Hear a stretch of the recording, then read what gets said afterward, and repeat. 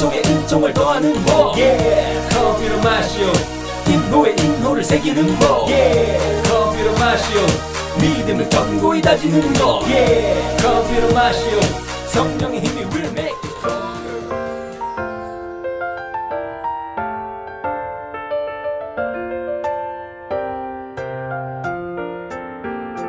오소서 성령님 주님의 빛 그 빛살을 하늘에서 내리소서. 가난한 이 아버지 오소서. 은총 주님 오소서. 마음의 빛 가장 좋은 위로자 영혼의 기쁜 손님 저희 생기 도우소서. 일할 때 휴식을 무더위의 시원함을 슬플 때 위로를 영원하신 생명의 빛 저희 마음 깊은 곳을 가득하게 채우소서.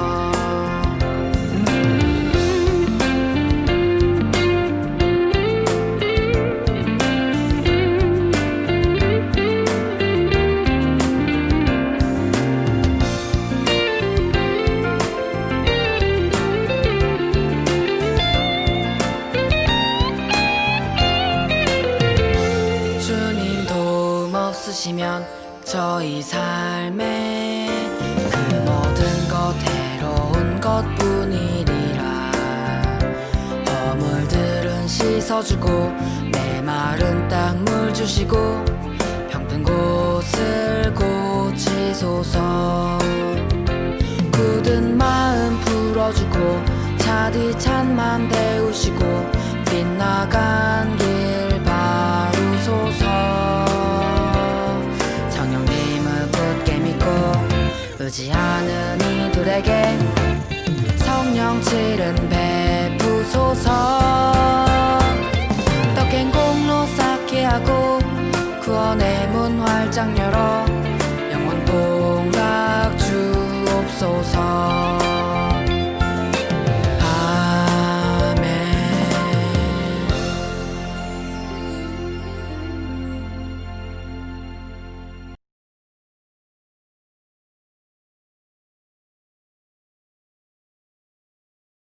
마테오복음 5장 3절에서 12절까지의 말씀입니다. 행복하여라 마음이 가난한 사람들, 하늘나라가 그들의 것이다. 행복하여라 슬퍼하는 사람들, 그들은 위로를 받을 것이다. 행복하여라 온유한 사람들, 그들은 땅을 차지할 것이다. 행복하여라 의로움에 줄이고 목마른 사람들, 그들은 흡족해질 것이다. 행복하여라 자비로운 사람들, 그들은 자비를 입을 것이다. 행복하여라 마음이 깨끗한 사람들, 그들은 하느님을 볼 것이다. 행복하여라 평화를 이루는 사람들, 그들은 하느님의 자녀라 불릴 것이다. 행복하여라 의로움 때문에 박해를 받는 사람들, 하늘나라가 그들의 것이다. 사람들이 나 때문에 너희를 모욕하고 박해하며 너희를 거슬러 거짓으로 온갖 사악한 말을 하면 너희는 행복하다. 기뻐하고 즐거워하여라. 너희가 하늘에서 받을 상이 크다. 사실 너희에 앞서 예언자들도 그렇게 박해를 받았다. 마테오복음 25장 31절에서 46절까지의 말씀입니다. 사람의 아들이 영광에 쌓여 모든 천사와 함께 오면 자기의 영광스러운 옥자에 앉을 것이다. 그리고 모든 민족들이 사람의 아들 앞으로 모일 터인데 그는 목자가 양과 염소를 가르듯이 그들을 가를 것이다. 그렇게 하여 양들은 자기 오른쪽에, 염소들은 왼쪽에 세울 것이다. 그때 임금이 자기 오른쪽에 있는 이들에게 이렇게 말할 것이다. 내 아버지께 복을 받은 이들아, 와서 세상 창조 때부터 너희를 위하여 준비된 나라를 차지하여라. 너희는 내가 굶주렸을 때 먹을 것을 주었고, 내가 목말랐을 때 마실 것을 주었으며, 내가 나그네였을 때 따뜻이 맞아들였다. 또 내가 헐벗었을 때 입을 것을 주었고, 내가 병들었을 때 돌보아 주었으며, 내가 감옥에 있을 때 찾아주었다. 그러면 그 의인들이 이렇게 말할 것이다. 주님, 저희가 언제 주님께서 굶주리신 것을 보고 먹을 것을 드렸고 목마르신 것을 보고 마실 것을 드렸습니까? 언제 주님께서 나그네 되신 것을 보고 따스히 맞아드렸고 헐벗으신 것을 보고 입을 것을 드렸습니까? 언제 주님께서 병드시거나 감옥에 계신 것을 보고 찾아가 뵈었습니까? 그러면 임금이 대답할 것이다. 내가 진실로 너희에게 말한다.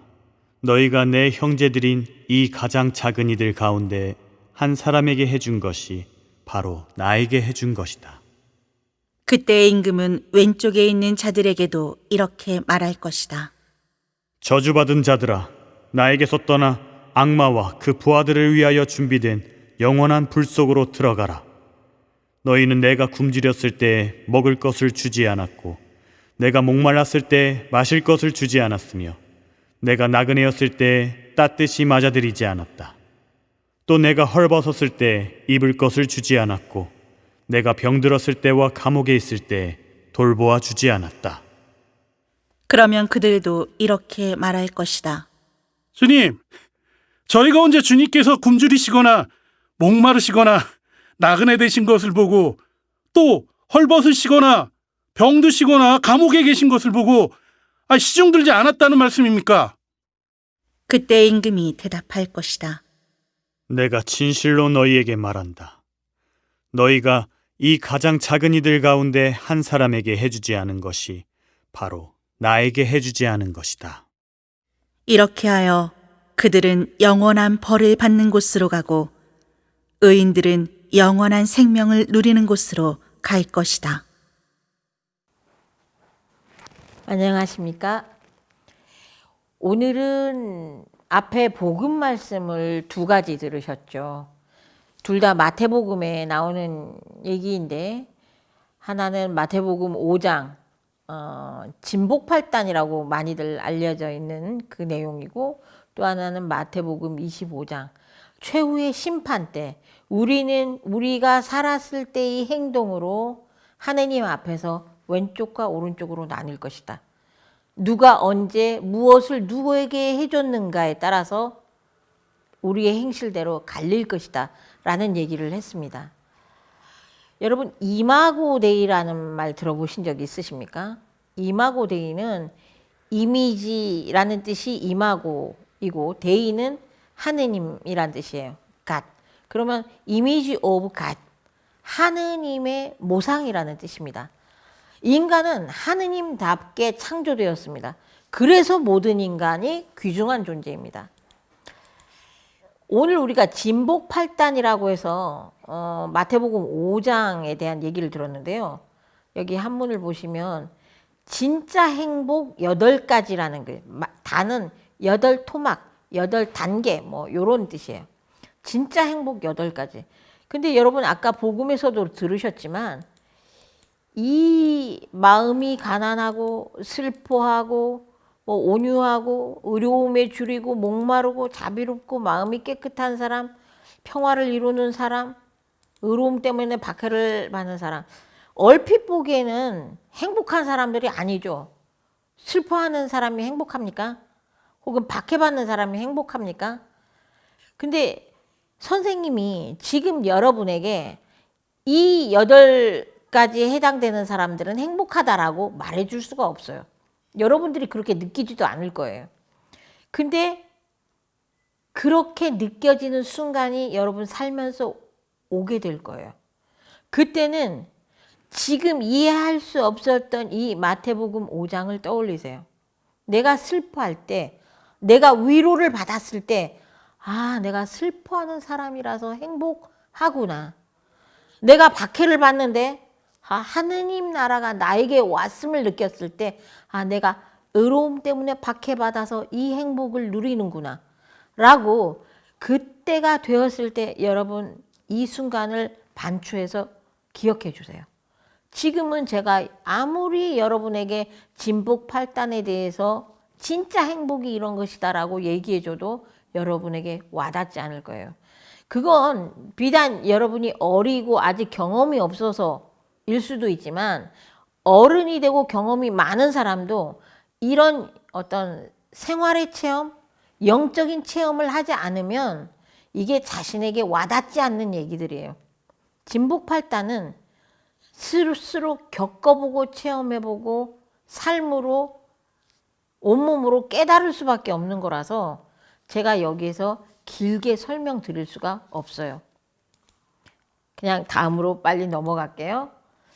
마태복음 25장 아까 읽었을 때 뭐 네가 언제 나에게 무엇을 해줬느냐, 네가 언제 나에게 뭘 해줬느냐 이렇게 하느님이 따졌어요. 예수님이 차근차근 따졌어요. 자, 7가지 자선 활동이 나왔습니다. 뭐였는지 다 아시죠? 배고픈 이에게 먹을 것을 주는 거, 목마른 이에게 마실 것을 주는 거, 헐벗은 이에게 입을 것을 주는 거, 집 없는 이에게 거처할 곳을 주는 것, 아픈 사람을 방문하는 것, 갇힌 이에게 자유를 주는 것, 죽은 자를 묻어주는 것. 이게 7가지인데 이 7가지 자선활동 중에 6가지가 한 그림에 들어가 있는 그림을 지금 소개해 드릴게요. 이 그림의 제목은 너희가 나에게 먹을 것을 주었다 라는 제목이에요.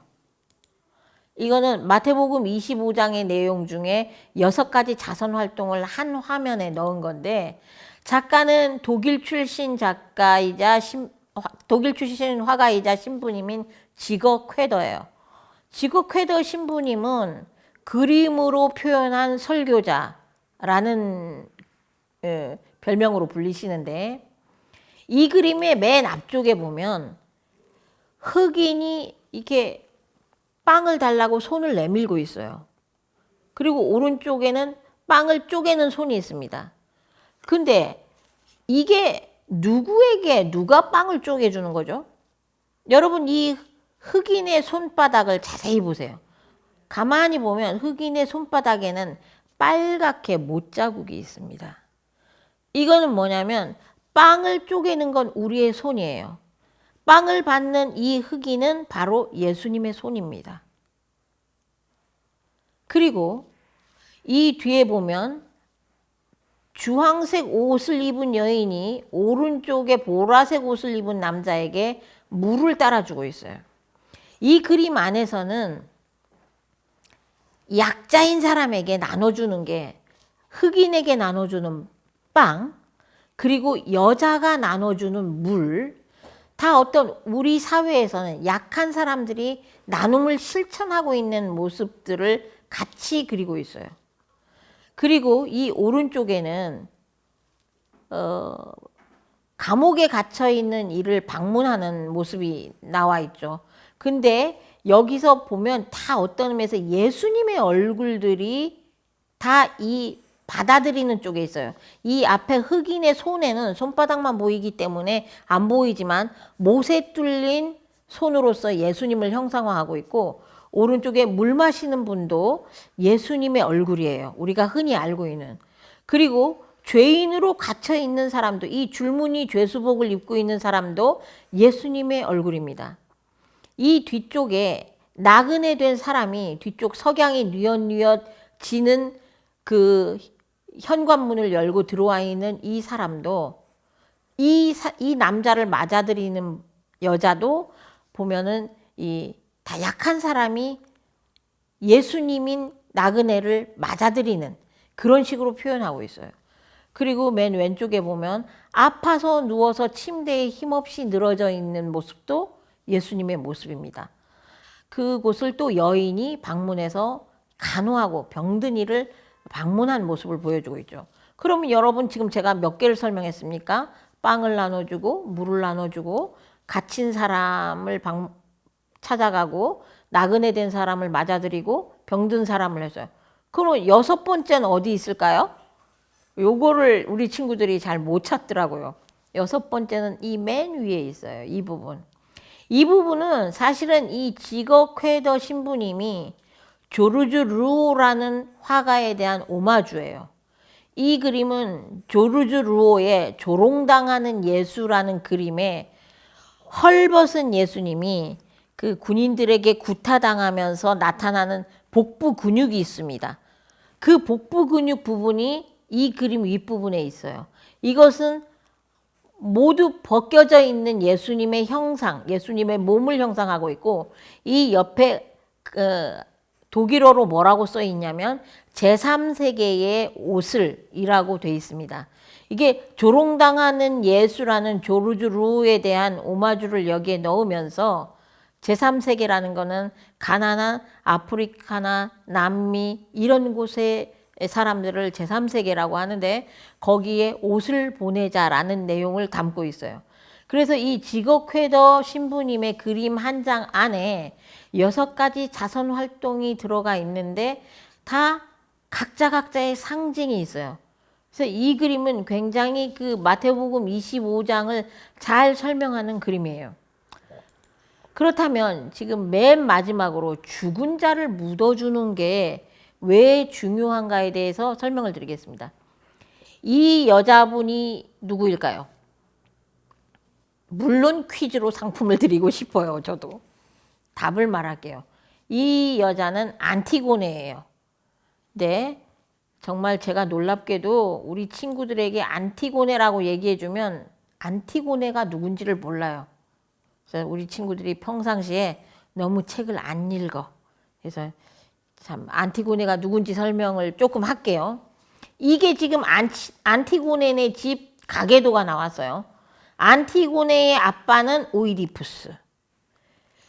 안티고네의 엄마는 오이디푸스의 아내이자 오이디푸스의 엄마. 복잡해지죠? 자, 이거는 오이디푸스라는 사람, 이 오이디푸스는 테베라는 옛날 고대 도시의 왕이었어요. 그런데 오이디푸스는 태어날 때 저주를 받았어요. 태어날 때 예언되기를 뭐라고 예언됐냐면 얘는 아버지를 죽일 것이다 라는 예언을 받았어요. 그래서 이 왕자가 태어났는데 이 오이디푸스의 아버지는 라이오스 왕이에요. 왕자가 태어났는데 왕자에게 내려진 예언의 말씀이 이 아이는 아버지를 죽일 것이다. 이러니까 이 아버지가 이 아들을 키울 수가 있겠어요. 그래서 이제 사냥꾼에게 시켜서 이 왕자를 태어나자마자 아기인 왕자를 데리고 가서 숲에서 죽여라. 시켜요, 사냥꾼에게. 근데 사냥꾼이 아기를 안고 숲에 가서 죽이려고, 그러니까 아기도 그냥 안고 간 게 아니고 이 발목을 동아줄로 묶어서 갔대요. 그러니까 오이디푸스라는 말의 뜻이 뭐냐면 복숭아뼈가 부었다라는 뜻이에요. 이 오이디푸스를 숲에 데리고 가서 죽이려고 보니까 너무 귀여운 애기라서 못 죽였어요. 그래서 숲에다 버리면 어디 산짐승이나 들짐승이 와서 죽이겠지. 내 손으로는 차마 못 죽이겠다 하고 돌아가 버린 거예요. 근데 하필 이웃나라 왕이 지나다가 이 아기를 주워다가 왕자로 키운 거예요. 그 왕자로 키워서 잘 키웠어요. 내 아들처럼 키웠어요. 아주 멋지고 뭐 운동도 잘하고 공부도 잘하고 그렇게 오이디푸스가 성장을 했는데 어느 날 오이디푸스가 자기에게 내려진 태생적인 신탁의 내용을 알게 된 거야. 자기가 아버지를 죽일 팔자라는 걸 안 거예요. 지금까지 키워준 아버지를 자기는 친부로 알고 있었기 때문에 내가 이 나라에서 계속 살면 우리 아버지를 죽이게 되겠구나. 내가 옆나라로 도망가야지 하고 옆나라로 도망을 갔어요. 근데 도망을 가던 길에 산길에서 외나무 다리에서 어떤 거대한 행렬과 마주쳤는데 외나무 다리에서 야 네가 비켜 내가 먼저 왔어. 뭐 네가 비켜 넌 혼자잖아. 막 이렇게 실랑이가 붙은 거예요. 그런데 오이디푸스가 싸움도 잘하고 용감하니까 그 상대방 행렬을 다 죽여버렸어.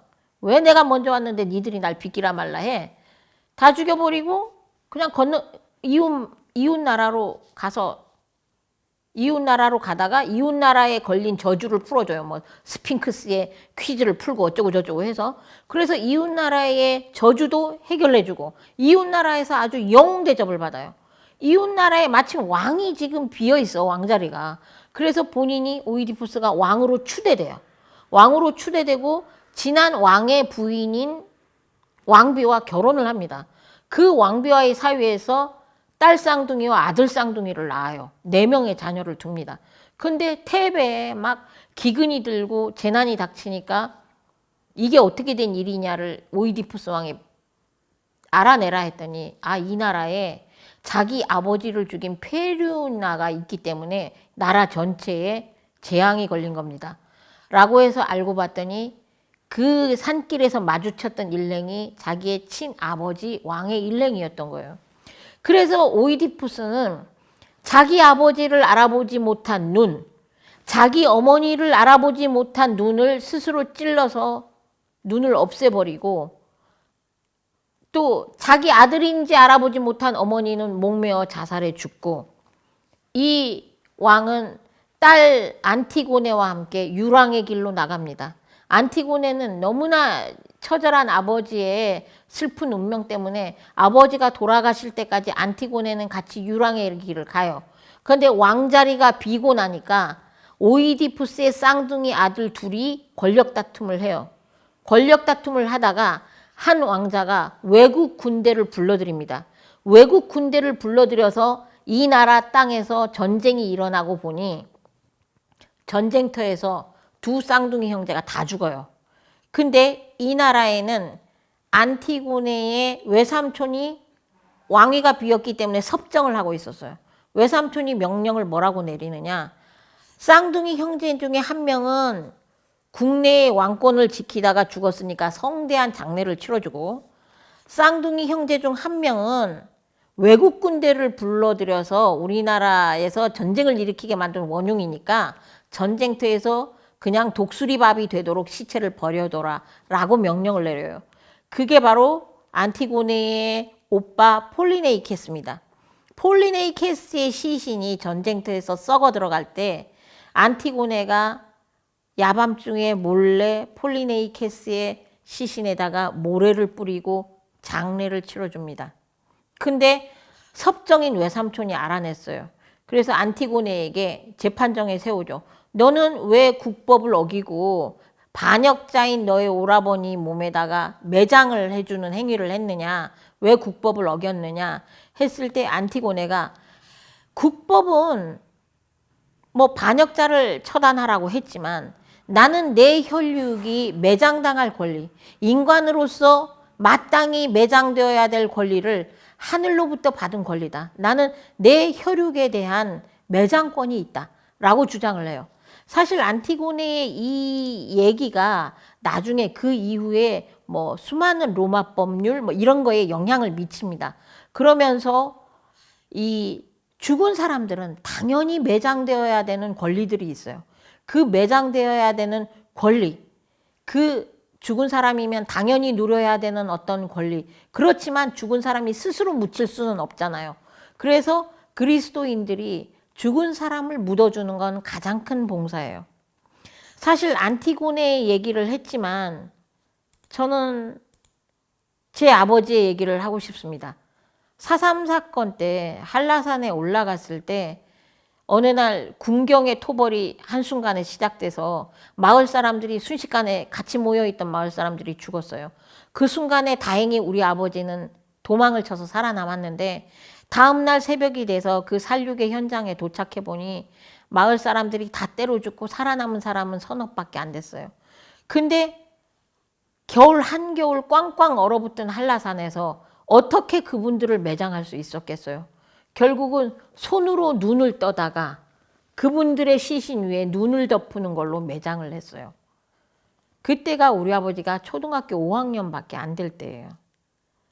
그 어린 친구도 그냥 죽어있는 시신들을 그냥 내버릴 수가 없는 거죠. 아버지는 그땐 그리스도인도 아니셨어요. 가톨릭 신자도 아니셨어요. 사람이 마땅히 죽어있는 시신이 보인다면 묻어줘야 되는 겁니다. 이건 그리스도인이냐 아니냐의 문제가 아니고 마땅히 그래야 되는 거예요. 사실 요새 코로나19를 겪으면서 저는 잘 사는 나라들도 별 수 없구나라고 느끼는 게 미국같이 잘 사는 나라에서도 코로나 때문에 죽어가는 시신들을 다 처리하지 못해서 그 형사사건이 일어나면 그 시신 담는 검정색 팩이 있잖아요. 거기에다가 그냥 시신을 담아서 냉동 컨테이너에 담아둬요. 냉동 컨테이너에 냉동 기능이 떨어지면서 그 시체 썩는 냄새가 뉴욕시에 퍼져요. 그러니까 사람을 매장할 수도 없을 만큼 죽어나가는 사람들이 많다는 거는 대단히 슬픈 일입니다. 죽은 사람이 정당하게 매장될 권리도 중요하고 그리고 이제 우리가 그렇게 해줘야 되는 의무도 있는 거예요. 이렇게 제가 7가지 그리스도인의 봉사에 대해서 말씀드렸는데 우리가 봉사하면 떠올릴 수 있는 인물이 한 명 있어요. 바로 마더 데레사입니다. 마더 데레사는 1910년생이고 1997년에 돌아가셨고 그 가난한 사람들이 많다는 인도에서 사랑의 선교회를 설립해서 사람들을 이제 구호하는 활동을 해요. 근데 이분에 관한 영화도 여러 개 만들어졌죠. 1979년에는 노벨 평화상도 받으셨고 우리나라를 방문한 적도 있습니다. 근데 이분이 할 수 있었던 행위가 뭐냐면 그냥 길거리에서 죽어가는 사람을 안아다가 편안한 곳에서 임종하는 것을 지켜보는 정도의 일밖에 할 수 없을 때가 있었어요. 그럼에도 불구하고 이분이 남긴 수많은 어록 중에 지금 화면에 보시는 것처럼 나는 한꺼번에 많은 사람을 사랑할 수는 없지만 단지 한 번에 한 사람을 안아줄 수는 있다. 단지 한 번에 한 사람을 사랑해 줄 수는 있다라는 말을 하세요. 우리가 마더 데레사를 얘기할 때 엄청나게 무슨 그 노벨 평화상을 받고 뭐 이렇게 해서 막 엄청나게 인도 사람들을 다 구하고 막 이렇게 생각하지만 사실 그분도 자기 눈앞에 있는 한 사람을 사랑하는 거에서부터 시작하는 거예요. 그러면서 마더 데레사는 나는 하느님 손에 쥐어진 몽당 연필일 뿐입니다. 그 다음 하느님이 어떻게 쓰실지는 하느님의 뜻대로입니다. 라고 해요. 자, 여기 마더 데레사의 마지막 그 얘기를 읽어드리면서 끝마치도록 할게요. 세상에는 빵 한 조각 때문에 죽어가는 사람도 많지만 작은 사랑도 받지 못해서 죽어가는 사람은 더 많다. 얼마나 많이 주는가 하는 것은 중요한 것이 아닙니다. 작더라도 그 안에 얼마만큼 사랑과 정성이 깃들어 있는가가 중요합니다. 저는 결코 큰 일을 하지 않습니다. 다만 작은 일을 큰 사랑으로 할 뿐입니다. 여러분 끝기도로 마치도록 하겠습니다. 성부와 성자와 성령의 이름으로 아멘. 영광이 성부와 성자와 성령께 처음과 같이 이제와 항상 영원히 아멘. 성부와 성자와 성령의 이름으로 아멘. 감사합니다. 일종의 일종을 더하는 법 커피로 마시오 인호의 인호를 새기는 법 커피로 마시오 믿음을 견고히 다지는 법 커피로 마시오 성령의 힘이